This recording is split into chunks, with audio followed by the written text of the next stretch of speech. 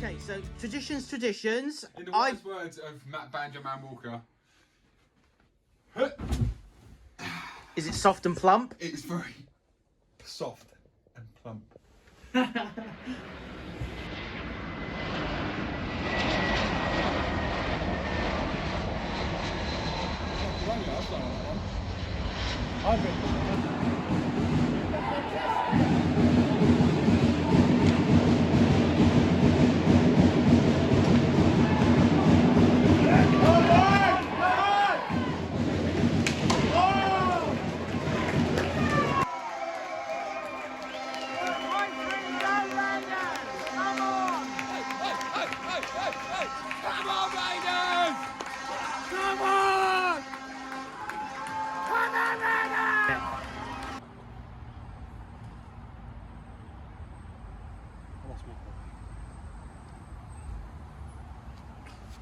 So I've just been sat here eating my dinner and I just noticed that this unsettling stain here. But my mind is slightly at ease because on closer inspection, it's not spunk, it is fake tan. Is there not a better way of saying that? Please.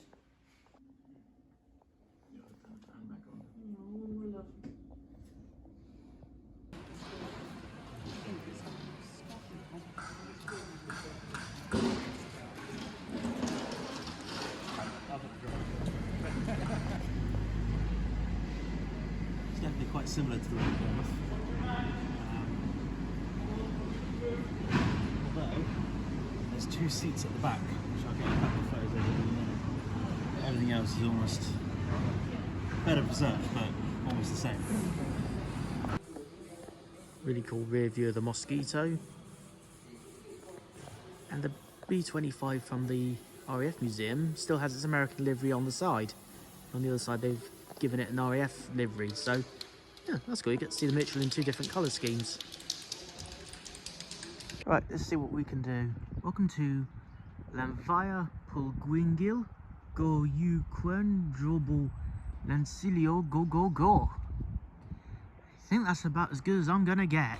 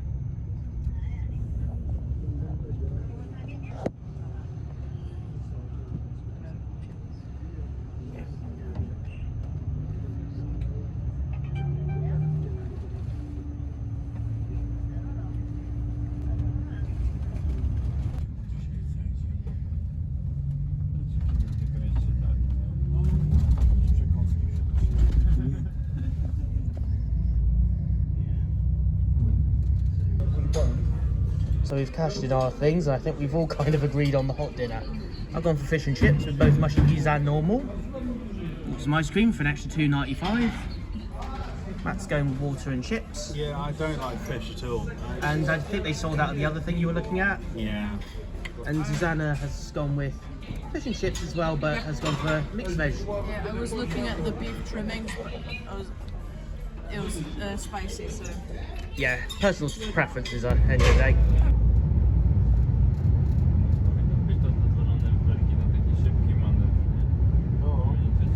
Alright, Matt, new airport coming up for you. You looking forward to this? Yeah, I'll be glad to get back on UK soil, and I'll be glad to hit my head onto a pillow, an actual pillow.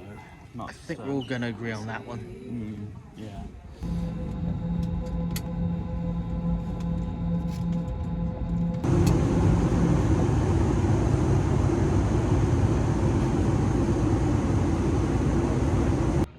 One of the most iconic aeroplanes of the last 100 years of flight, the Douglas DC-3, also known as Dakota, also known as a Skytrain, or is it also known as a C-47?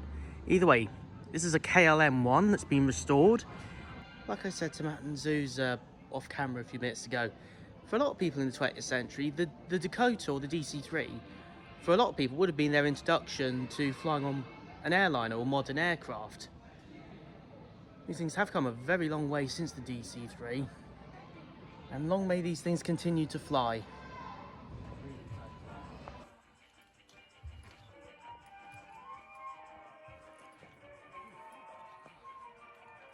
So in the older 747, 1, 2 and 300 models, if you had IFE in the 90s installed, you'd have one screen every couple of rows in economy. You'd have to share with everyone else. You didn't get to say what was being played. It was whatever the airline decided on. Now, this is how you look at a Boeing 747.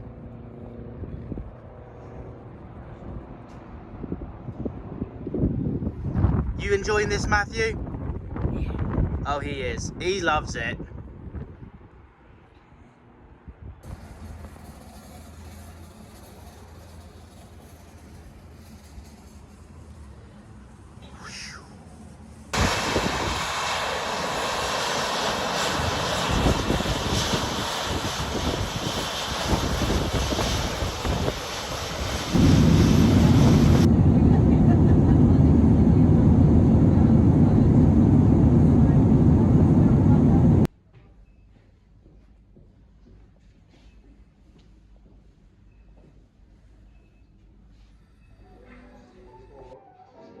Cheers. Happy birthday. It's 28 years and counting. That's a good Manhattan.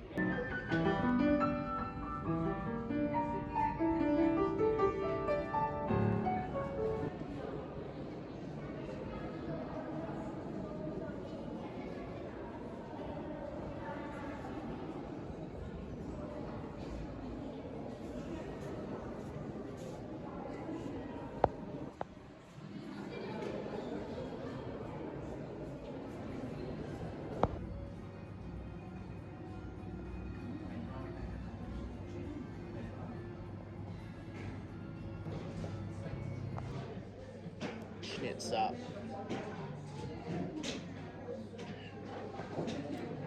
That's some good stuff.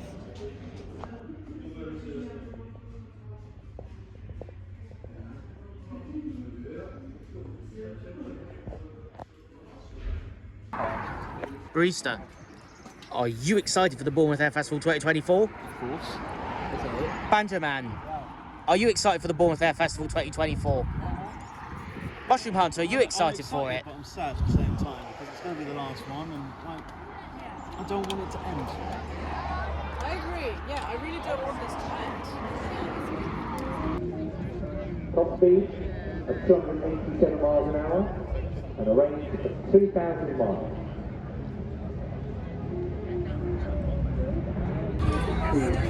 Barista approves of his new shades. Absolutely, man. Let's have a look. Official merchandise from the RAF's Royal Typhoon Display Team.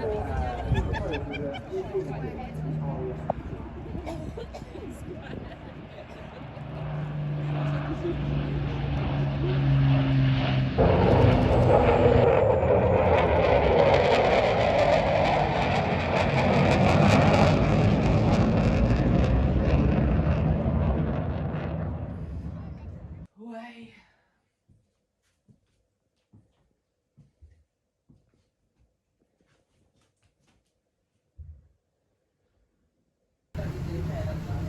Look at the state of that. That is delish.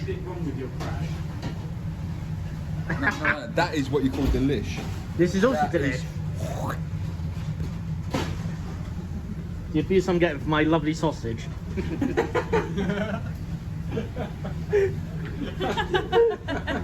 I'm saying nothing. Neither am I. Pretty good support out so far. Band's going to be coming out next few minutes. I've got a refill. You ready for the main event? Let's go, boys! Let's go! Hey! Let's go, boys!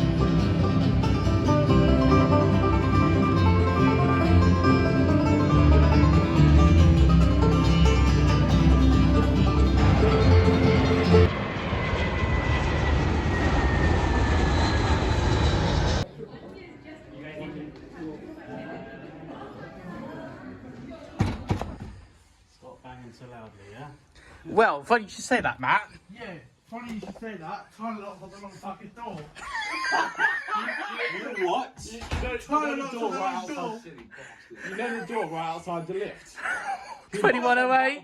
He jumped on 2208. He jumped on 2108, not 2208.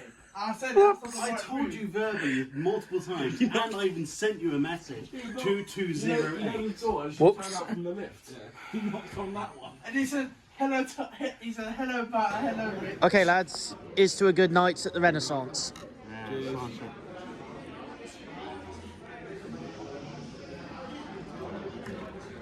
know what? That is really nice. Can't you? It's not harsh stuff at all. I'll tell you quite It's a good pint, that is. Pint Right, of vegan. it's a good pint. Good half pint. Dairy. We literally sat right in front of the engine.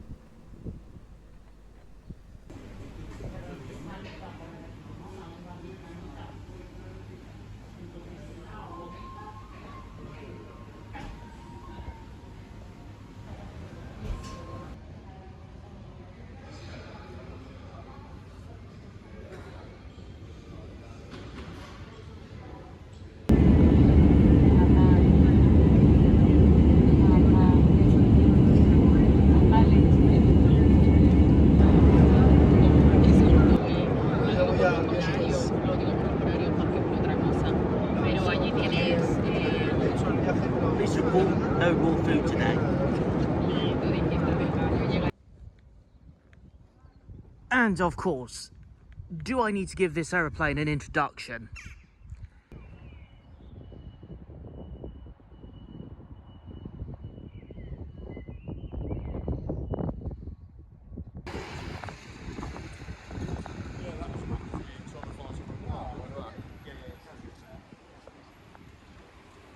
So I'm just making myself a quick brew out the kettle. They give you the essential tea and coffees. I might get some more milks later. Look at this. How cool is that? It's all branded. There is something on the back, but I'm not going to try and twist that round because of my.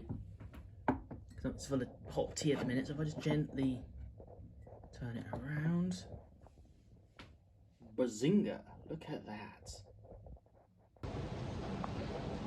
Also, I just want to say for those following this on Instagram, before we get too far into it, please do not try this at home. I am an idiot.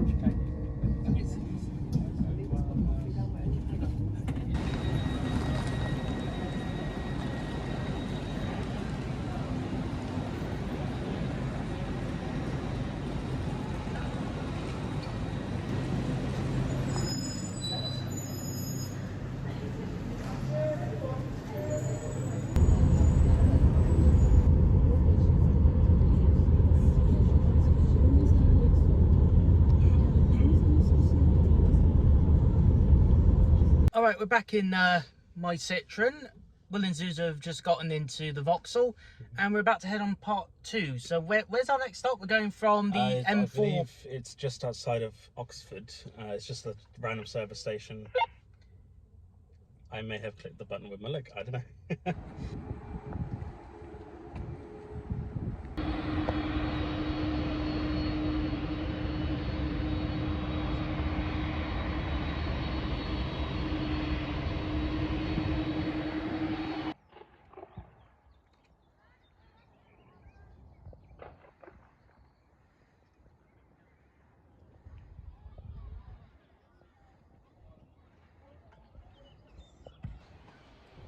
So me and Matt are in the presence of a very rare plane. This is a TSR-2, a plane that never got much further than the prototype designs. It was supposed to be a supersonic fighter, one of the early fighter designs meant to go past the sound barrier. And made around the same time as the Avro, what's the Canadian one? Avro Arrow. Yes, the Arrow, which also is a plane that doesn't survive, although some replicas do remain. Some replicas, and there's a rumour that one exists, but no one knows where it is. I heard a rumour that there was one found at the bottom of a lake because they got rid of it, but that could be... Rumours. That's a rabbit hole for another video, but the TSR-2, 2 real ones do survive. This is one of them, and the other one you've seen before if you know our channel, because it's at the IWM Duxford. Yes, it is. And there's a cockpit section at Weybridge, Brooklands. Yes, there is. Very rare aeroplane here. This is one of 2 surviving Vickers Wellingtons, and in fact, the man who invented the Dambusters bouncing bomb, Barnes Wallace, actually helped design the Vickers Wellington at Weybridge because he worked for Brooklands. Okay, getting in. That's okay, fantastic. You'll put both as 9. What are you, 5'8", 5'7"? Oh, 5'2", short. No, that's okay. If you've got a cushion behind you, that's fine. We'll get to perfect height. No, we will do it before as long as your feet are touching the ground levels right now. So which one would you do?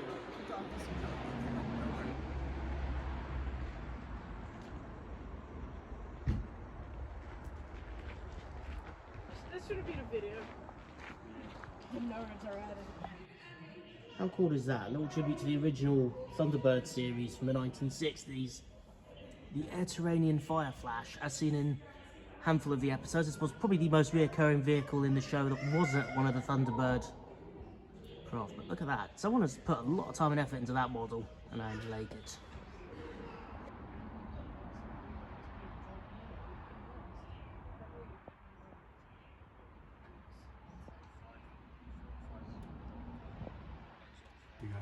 This way. Yeah, wouldn't you have to grab that silver arm down there and then try and swing around it to avoid hitting the landing gear?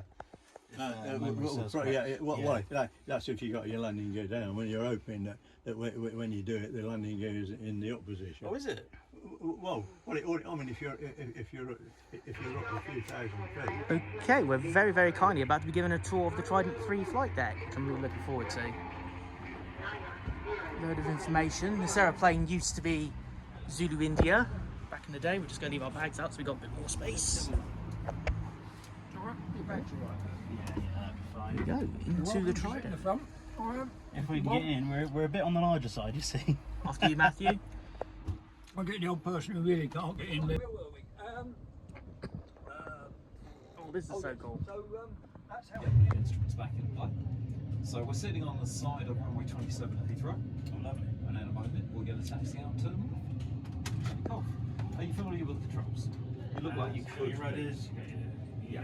up, down, left, Yeah. right, across. Actually, the yoke is brand new to me today. I'm struggling with it, so I keep having to have it.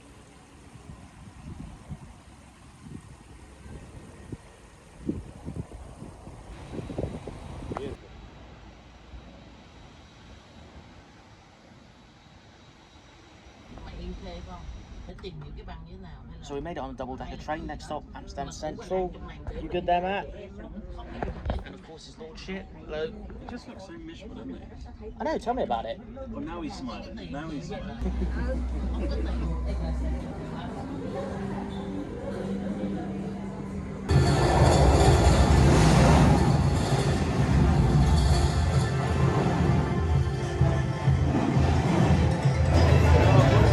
Gentlemen, slow shot. Smash out!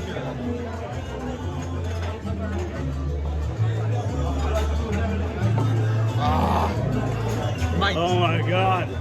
Ah, yes. So good, man. This is how to do it in the Netherlands.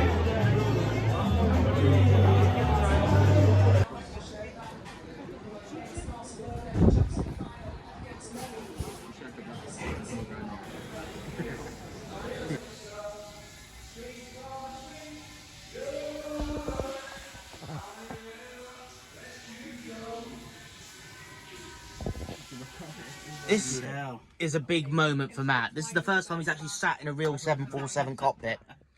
So these dials are all, these computer dials are all printed on. They're not real ones. Obviously, the 400 had very few analog controls on it, and one big difference between the 400 and its predecessors, the 100, 200, and 300, and the SP.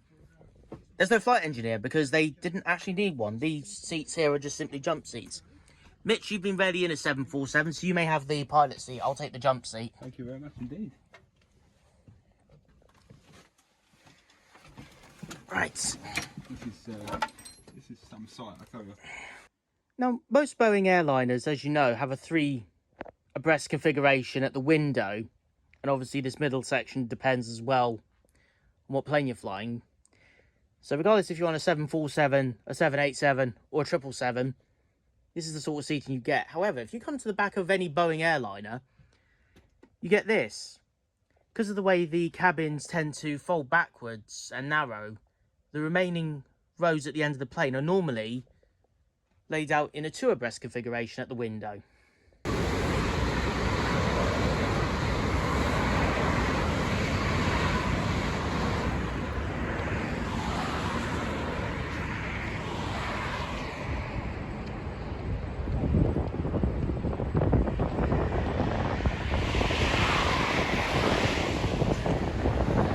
Here we go. Living in the past, just as we did all those years ago.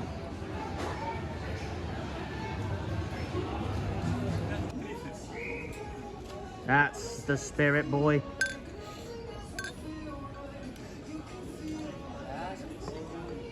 Oh no, that's what I'm talking about. That is a good pint with a good head. You love a good bit of head, don't you, Mitch?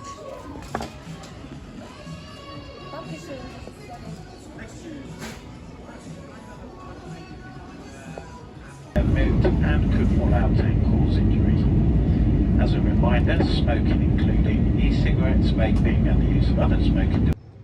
Got a Concorde, VC10, BAC 111. That is the last complete Vickers Vanguard, and we got another VC10 in a Royal Flight configuration. Yeah. I think you have a quick look in. Oh, thank you. We can't sit down at the moment, but we'll have a... Let's wait here. Yeah, we can sit down there. Matt, you enjoying this, being inside a VC10 cockpit? This is fantastic. It's amazing. So I'm going to jump out and let you, if you can. Yeah.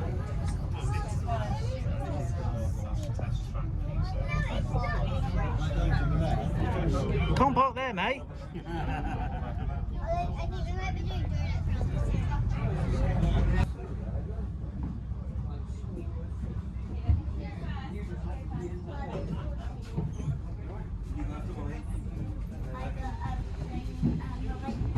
So this World War I era Vickers Vimy, or Vimy, is actually a replica built in the 21st century.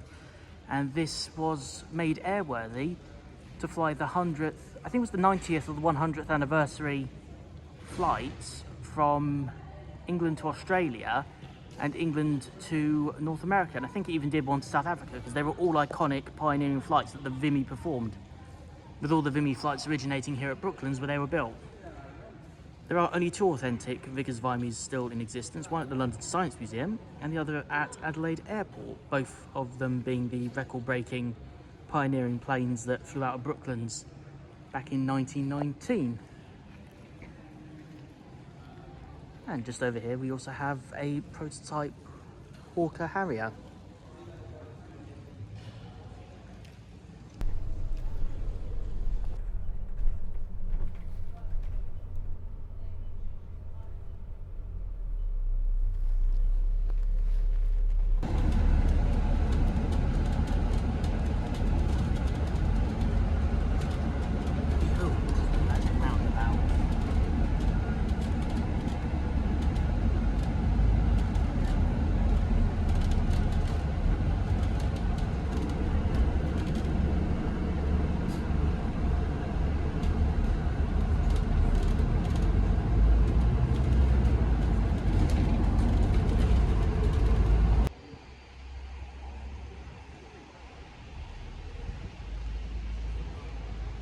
you join us about 2 hours driving time later when we made it to the museum at Tangmere, the former RAF base that was made famous during the Battle of Britain.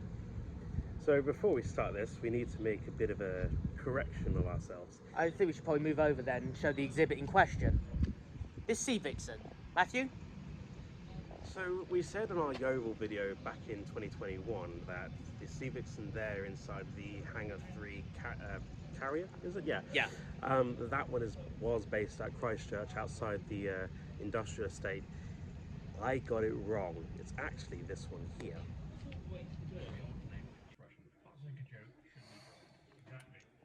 Currently sat inside a Hawker Hunter, and if my voice is sounding a bit funny, they've closed the canopy on me, and as you can see, Matt is having a fun time laughing at my misfortune. Considering he did this to Mitchell a couple of years ago at Bournemouth.